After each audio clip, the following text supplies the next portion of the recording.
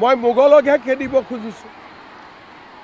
কেনেকৈ মই সাম্প্ৰদায়িক হ'লোঁ বুজাই দিয়কচোন। মই শ্বহীদে আধৰুৱা কৰি থৈ যোৱা কামখিনি পূৰা কৰিব চেষ্টা কৰিছোঁ। তেতিয়াহ'লেতো লাচিতো সাম্প্ৰদায়িক হ'ব যে কিয় আপুনি মোগলক খেদিছে। আৰু মই যদি সাম্প্ৰদায়িক হওঁ, অসমীয়া মানুহ কোনো বাচিয়ে নাথাকিব আৰু 20 বছৰ। আমাৰ গগৈ কেইজনৰ নাম কিয় নলয়? তৰংগ গগৈ, চক্ৰ গগৈ।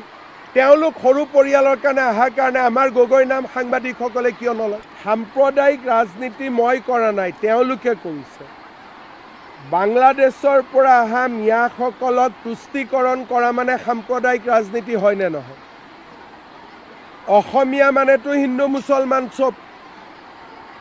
আমি অসমীয়াৰ পৰিচয় ৰক্ষাৰ কথা কৈছোঁ। সাম্প্ৰদায়িক ৰাজনীতি কোনে কৰিছে? যিসকলে বাংলাদেশৰ পৰা অহা বিদেশীসকলক অসমৰ বৰঘৰলৈ লৈ আহিব খুজিছে।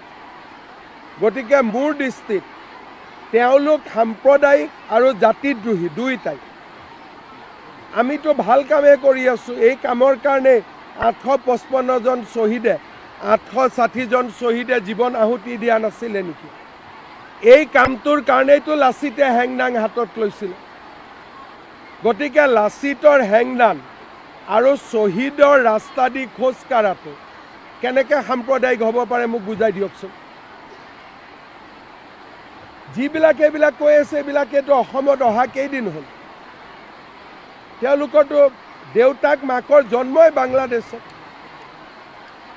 গতিকে তেওঁলোকে এতিয়া কি কয়, হিমন্ত বিশ্ব শৰ্মা সাম্প্ৰদায়িক। কিয়? মই শ্বহীদে আধৰুৱা কৰি থৈ যোৱা কামখিনি পূৰা কৰিব চেষ্টা কৰিছোঁ, সেইকাৰণে মই সাম্প্ৰদায়িক। তেতিয়াহ'লেতো লাচিতো সাম্প্ৰদায়িক হ'ব যে কিয় আপুনি মোগলক খেদিছিলে।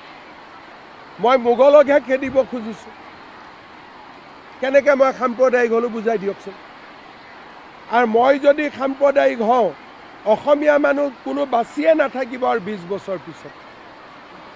26 লাখ বিঘা মাটি দখল কৰি থৈছে। 1 বিঘা 2 বিঘা নহয়। তো কেনেকৈ জাতিটো জীয়াই থাকিব মোক কওক। সেইকাৰণে কংগ্ৰেছে এইবিলাক কৈ লাভ নাই। অসমৰ মানুহ আমাৰ লগত আছে। চক আমাৰ গগৈ কেইজনৰ নাম কিয় নলয়? তৰংগ গগৈ, চক্ৰ গগৈ। তেওঁলোক সৰু পৰিয়ালৰ কাৰণে অহাৰ কাৰণে আমাৰ গগৈৰ নাম সাংবাদিকসকলে কিয় নলয়? তৰংগ গগৈৰ বাপেকৰ নাম কি?